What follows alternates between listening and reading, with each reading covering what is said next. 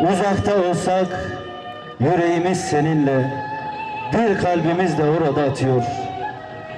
Biz sevdamızı duamıza ekledik, göçmen kuşların kanadıyla size gönderdik.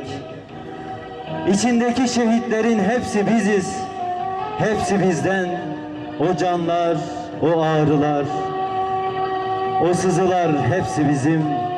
O feryatlar, çığlıklar, ağıtlar hepsi bizden. Ey Gazze, acılarla dolu şehir, şimdi üzerlerinde kaç tane ceset var? Kaçı bebek, kaçı genç, yaşlı, ihtiyar, kim bilir kaçının umutları var. Ey Gazze, sen yalnız değilsin. إذا جاء نصر الله والفتح ورأيت الناس يدخلون في دين الله أفواجا فسبح بحمد ربك واستغفره إنه كان توابا. الله أكبر.